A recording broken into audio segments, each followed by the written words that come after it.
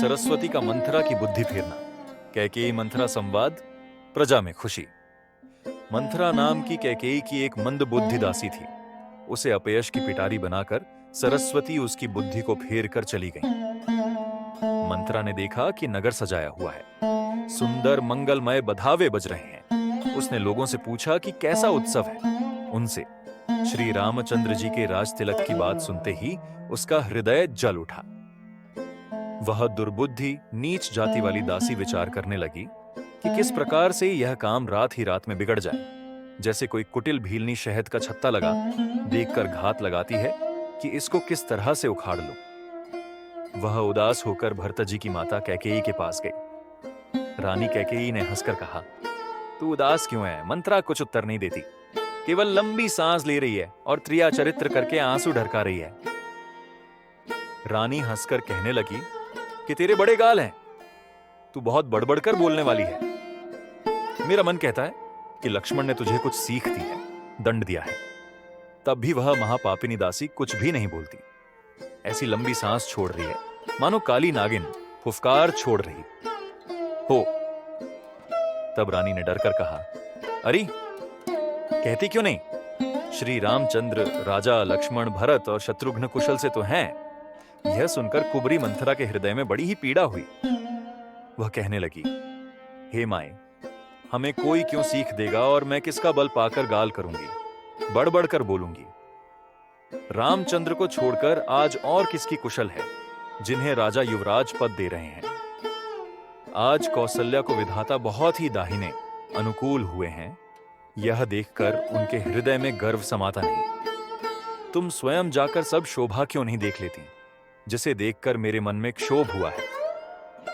तुम्हारा पुत्र परदेश में है, तुम्हें कुछ सोच नहीं। जानती हो कि स्वामी हमारे वश में है। तुम्हें तो तोशक पलंग पर पड़े पड़े नींद लेना ही बहुत प्यारा लगता है। राजा की कपट भरी चतुराई तुम नहीं देखती। मंथरा के प्रिय वचन सुनकर, किंतु उसको मन की मैली जानकर रानी झुककर डांटकर बोली, बस अब चुप रह, घर फोड़ी कहीं की। जो फिर कभी ऐसा कहा तो तेरी जीभ पकड़कर निकलवा लूंगी। कानों, लंगड़ों और कुबड़ों को कुटिल और कुचाली जानना चाहिए, उनमें भी स्त्री और खासकर दासी। इतना कहकर भरत जी की माता कैकेयी मुस्कुरा दी और फिर बोली, हे प्रिय, वचन कहने वाली मंथरा, मैंने तुझको यह सीख दी है, शिक्षा के लिए इतनी बात कही है। मुझे तुझ पर स्वप्न में भी क्रोध नहीं है। सुंदर मंगलदायक शुभ दिन वही होगा जिस दिन तेरा कहना सत्य होगा, अर्थात श्री राम का राज्य तिलक होगा। बड़ा भाई स्वामी और छोटा भाई सेवक होता है। यह सूर्यवंश की सुहावनी रीति ही है। यदि सचमुच कल ही श्री राम का तिलक है तो हे सखी, तेरे मन को अच्छी लगे वही वस्तु मांग ले, मैं दूंगी। राम को सहज स्वभाव से सब माताएं कौसल्या के समान ही प्यारी हैं। मुझ पर तो वे विशेष प्रेम करते हैं। मैंने उनकी प्रीति की परीक्षा करके देख ली है। जो विधाता कृपा करके जन्म दें तो यह भी दें कि श्री रामचंद्र पुत्र और सीता बहू हों। श्री राम मुझे प्राणों से भी अधिक प्रिय हैं। उनके तिलक की बात सुनकर तुझे क्षोभ कैसा? तुझे भरत की सौगंध है, छल कपट छोड़कर सच सच कह। तू हर्ष के समय विषाद कर रही है, मुझे इसका कारण सुना। मंथरा ने कहा, सारी आशाएं तो एक ही बार कहने में पूरी हो गई। अब तो दूसरी जीभ लगाकर कुछ कहूंगी। मेरा अभागा कपाल तो फोड़ने ही योग्य है। जो अच्छी बात कहने पर भी आपको दुख होता है, जो झूठी सच्ची बातें बनाकर कहते हैं, हे माए, वे ही तुम्हें प्रिय हैं और मैं कड़वी लगती हूं। अब मैं भी ठकुर सुहाती मुंह देखी कहां करूंगी, नहीं तो दिन रात चुप रहूंगी। विधाता ने कुरूप बनाकर मुझे परवश कर दिया। दूसरे को क्या दोष? जो बोया सो काटती हूं, दिया सो पाती हूं। कोई भी राजा हो, हमारी क्या हानि है? दासी छोड़कर क्या अब मैं रानी होंगी? अर्थात रानी तो होने से रही। हमारा स्वभाव तो जलाने ही योग्य है, क्योंकि तुम्हारा अहित मुझसे देखा नहीं जाता, इसीलिए कुछ बात चलाई थी। किंतु हे देवी, हमारी बड़ी भूल हुई, क्षमा करो।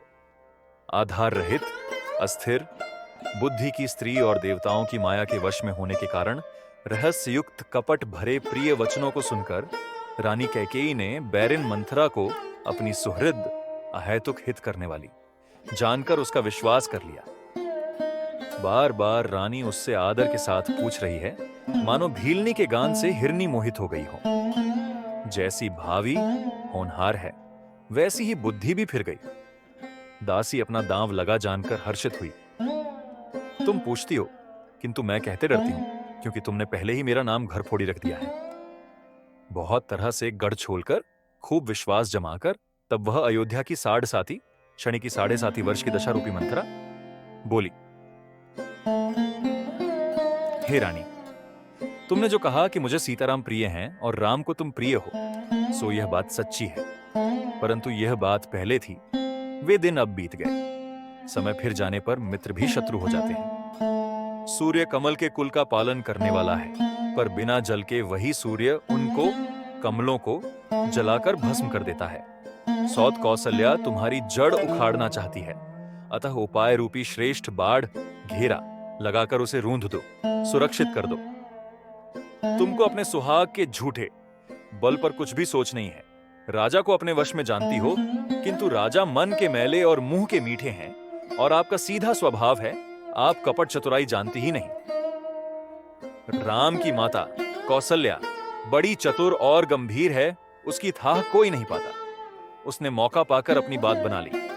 राजा ने जो भरत को ननिहाल भेज दिया, उसमें आप बस राम की माता की ही सलाह समझिए।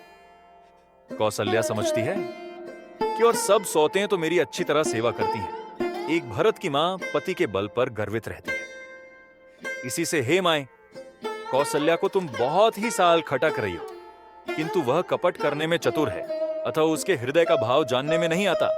वह उसे चतुरता से छिपाए रखती है। राजा का तुम पर विशेष प्रेम है। कौसल्या सौत के स्वभाव से उसे देख नहीं सकती, इसीलिए उसने जाल रचकर राजा को अपने वश में करके भरत की अनुपस्थिति में राम के राज तिलक के लिए लग्न निश्चय करा लिया। राम को तिलक हो, यह कुल रघुकुल के उचित ही है, और यह बात सभी को सुहाती है, और मुझे तो बहुत ही अच्छी लगती है, परंतु मुझे तो आगे की बात विचार कर डर लगता है। दैव उलटकर इसका फल उसी कौसल्या को दे। इस तरह करोड़ों कुटिलपन की बातें गढ़ छोड़कर मंथरा ने कैकेयी को उलटा सीधा समझा दिया, और सैकड़ों सौतों की कहानियां इस प्रकार बना बनाकर कहीं जिस प्रकार विरोध बढ़े, होनहार वश कैकेयी के मन में विश्वास हो गया। रानी फिर सौगंध दिलाकर पूछने लगी। मंथरा बोली, क्या पूछती हो? अरे, तुमने अब भी नहीं समझा? अपने भले बुरे को अथवा मित्र शत्रु को तो पशु भी पहचान लेते हैं। पूरा पखवाड़ा बीत गया सामान सस्ते, और तुमने खबर पाई है आज मुझसे। मैं तुम्हारे राज में खाती पहनती हूं, इसीलिए सच कहने में मुझे कोई दोष नहीं है। यदि मैं कुछ बनाकर झूठ कहती होंगी तो विधाता मुझे दंड देगा। यदि कल राम को राज तिलक हो गया तो समझ रखना कि तुम्हारे लिए विधाता ने विपत्ति का बीज बो दिया। मैं यह बात लकीर खींचकर बलपूर्वक कहती हूं, हे भामिनी, तुम तो अब दूध की मक्खी हो गई। जैसे दूध में पड़ी हुई मक्खी को लोग निकालकर फेंक देते हैं, वैसे ही तुम्हें भी लोग घर से निकाल बाहर करेंगे। जो पुत्र सहित कौसल्या की चाकरी बजाओगी तो घर में रह सकोगी, अन्यथा घर में रहने का दूसरा उपाय नहीं। कद्रू ने विंता को दुहक दिया था, तुम्हें कौसल्या देगी। भरत कारागार का सेवन करेंगे, जेल की हवा खाएंगे, और लक्ष्मण राम के नायब सहकारी होंगे। कैकेयी मंथरा की कड़वी वाणी सुनते ही डर कर सूख गई, कुछ बोल नहीं सकती। शरीर में पसीना हो आया और वह केले की तरह कांपने लगी। तब कुभरी मंथरा ने अपनी जीभ दांतों तले दबाई। उसे भय हुआ कि कहीं भविष्य का अत्यंत डरावना चित्र सुनकर कैकेयी के हृदय की गति न रुक जाए, जिससे उलटा सारा काम ही बिगड़ जाए। फिर कपट की करोड़ों कहानियां कह कहकर उसने रानी को खूब समझाया कि धीरज रखो। कैकेयी का भाग्य पलट गया, उसे कुचाल प्यारी लगी। वह बगुली को हंसनी मानकर, वैरिन को हित मानकर उसकी सराहना करने लगी। कैकेयी ने कहा, मंथरा सुन, तेरी बात सत्य है। मेरी दाहिनी आंख नित्य फड़का करती है। मैं प्रतिदिन रात को बुरे स्वप्न देखती हूं, किंतु अपने अज्ञानवश तुझसे कहती नहीं। सखी, क्या करूं? मेरा तो सीधा स्वभाव है। मैं दायां बायां कुछ भी नहीं जानती। अपनी चलते जहां तक मेरा वश चला, मैंने आज तक कभी किसी का बुरा नहीं किया। फिर न जाने किस पाप से देव ने मुझे एक ही साथ यह दुसह धोख दिया। मैं भले ही नहर जाकर वहीं जीवन बिता दूंगी, पर जीते जी सौत की चाकरी नहीं करूंगी। देव जिसको शत्रु के वश में रखकर जिलाता है, उसके लिए तो जीने की अपेक्षा मरना ही अच्छा है। दीन बचन कहा बहु विधि रानी, सुनी कुबरी तिय माया ठानी। रानी ने बहुत प्रकार के दीन वचन कहे। उन्हें सुनकर कुबरी ने त्रिया चरित्र फैलाया। वह बोली, तुम मन में ग्लानि मानकर ऐसा क्यों कह रही हो? तुम्हारा सुख सुहाग दिन दिन दूना होगा। जिसने तुम्हारी बुराई चाही है, वही परिणाम में यह बुराई रूप फल पाएगी। हे स्वामिनी, मैंने जब से यह कुमत सुना है, तब से मुझे न तो दिन में कुछ भूख लगती है और न रात में नींद ही आती है। मैंने ज्योतिषियों से पूछा तो उन्होंने रेखा खींचकर, गणित करके अथवा निश्चय पूर्वक कहा कि भरत राजा होंगे। यह सत्य बात है। हे भामिनी, तुम करो तो उपाय मैं बताऊं। राजा तुम्हारी सेवा के वश में हैं ही। कैकेयी ने कहा, मैं तेरे कहने से कुएं में गिर सकती हूं, पुत्र और पति को भी छोड़ सकती हूं। जब तू मेरा बड़ा भारी दुख देखकर कुछ कहती है, तो भला मैं अपने हित के लिए उसे क्यों ना करूंगी। कुबरी ने कैकेयी को सब तरह से कबूल करवाकर, अर्थात बलि पशु बनाकर, कपट रूप छुरी को अपने कठोर हृदय रूपी पत्थर पर टेया, उसकी धार को तेज किया। रानी कैकेयी अपने निकट के शीघ्र आने वाले दुख को कैसे नहीं देखती, जैसे बलि का पशु हरी हरी घास चरता है, पर यह नहीं जानता कि मौत सिर पर नाच रही है। मंथरा की बातें सुनने में तो कोमल हैं, पर परिणाम में कठोर, भयानक नाने न हैं, मानो वह शहद में घोलकर जहर पिला रही हो। दासी कहती है, हे स्वामिनी, तुमने मुझको एक कथा कही थी, उसकी याद है कि नहीं? तुम्हारे 2 वरदान राजा के पास धरोहर है। आज उन्हें राजा से मांगकर अपनी छाती ठंडी करो। पुत्र को राज्य और राम को वनवास दो, और सौत का सारा आनंद तुम ले लो। जब राजा राम की सौगंध खा लें, तब वर मांगना, जिससे वचन न टलने पावे। आज की रात बीत गई तो काम बिगड़ जाएगा। मेरी बात को हृदय से प्रिय या प्राणों से भी प्यारी समझना। कैकेयी का कोप भवन में जाना। पापिनी मंथरा ने बड़ी बुरी घात लगाकर कहा, कोप भवन में जाओ, सब काम बड़ी सावधानी से बनाना, राजा पर सहसा विश्वास न कर लेना, उनकी बातों में ना आ जाना। कुबरी को रानी ने प्राणों के समान प्रिय समझकर बार बार उसकी बड़ी बुद्धि का बखान किया और बोली, संसार में मेरा तेरे समान हितकारी और कोई नहीं। तू मुझे बही जाती हुई के लिए सहारा हुई है। यदि विधाता कल मेरा मनोरथ पूरा कर दे, तो हे सखी, मैं तुझे आंखों की पुतली बना लूं। इस प्रकार दासी को बहुत तरह से आदर देकर कैकेयी को भवन में चली गई। विपत्ति कलह, बीज है, दासी वर्षा ऋतु है। कैकेयी की कुबुद्धि उस बीज के बोने के लिए जमीन हो गई। उसमें कपट रूपी जल पाकर अंकुर फूट निकला। दोनों वरदान उस अंकुर के 2 पत्ते हैं और अंत में इसके दुहक रूपी फल होगा। कैकेयी कोप का सब साज सज कर कोप भवन में जा सोई। राज्य करती हुई वह अपनी दुष्ट बुद्धि से नष्ट हो गई। राजमहल और नगर में धूमधाम मच रही है।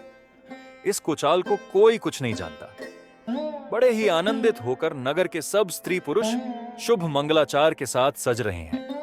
कोई भीतर जाता है, कोई बाहर निकलता है। राजद्वार में बड़ी भीड़ हो रही है। श्री रामचंद्र जी के बाल सखा राजतिलक का समाचार सुनकर हृदय में हर्षित होते हैं। वे 10-5 मिलकर श्री रामचंद्र जी के पास जाते हैं। प्रेम पहचान कर प्रभु श्री रामचंद्र जी उनका आदर करते हैं और कोमल वाणी से कुशल क्षेम पूछते हैं।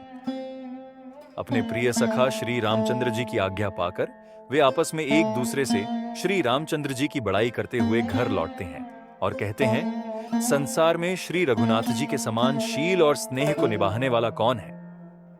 भगवान हमें यही दें कि हम अपने कर्मवश भ्रमते हुए जिस जिस योनि में जन्मे, वहां उस योनि में हम तो सेवक हों और सीतापति श्री रामचंद्र जी हमारे स्वामी हों, और यह नाता अंत तक निभ जाए। नगर में सबकी ऐसी ही अभिलाषा है, परंतु कैकेयी के हृदय में बड़ी जलन हो रही है। कुसंगति पाकर कौन नष्ट नहीं होता। नीच के मत के अनुसार चलने से चतुराई नहीं रह जाती। संध्या के समय राजा दशरथ आनंद के साथ कैकेयी के महल में गए। मानो साक्षात स्नेह ही शरीर धारण कर निष्ठुरता के पास गया हो। कोप भवन का नाम सुनकर राजा सहम गए। डर के मारे उनका पांव आगे को नहीं पड़ता। स्वयं देवराज इंद्र, जिनकी भुजाओं के बल पर राक्षसों से निर्भय होकर बसता है, और संपूर्ण राजा लोग जिनका रुख देखते रहते हैं, वही राजा दशरथ स्त्री का क्रोध सुनकर सूख गए। कामदेव का प्रताप और महिमा तो देखिए। जो त्रिशूल, वज्र और तलवार आदि की चोट अपने अंगों पर सहने वाले हैं, वे रतिनाथ कामदेव के पुष्प बाण से मारे गए। राजा डरते डरते अपनी प्यारी कैकेयी के पास गए। उसकी दशा देखकर उन्हें बड़ा ही दुहक हुआ। कैकेयी जमीन पर पड़ी है, पुराना मोटा कपड़ा पहने हुए है, शरीर के नाना आभूषणों को उतारकर फेंक दिया है। उस दुर्बुद्धि कैकेयी को यह कुवेश्ता बुरा वेश कैसी फब रही है, मानो भावी विधवापन की सूचना दे रही हो। राजा उसके पास जाकर कोमल वाणी से बोले, हे प्राण प्रिय, किस लिए रिसाई रूठी हो?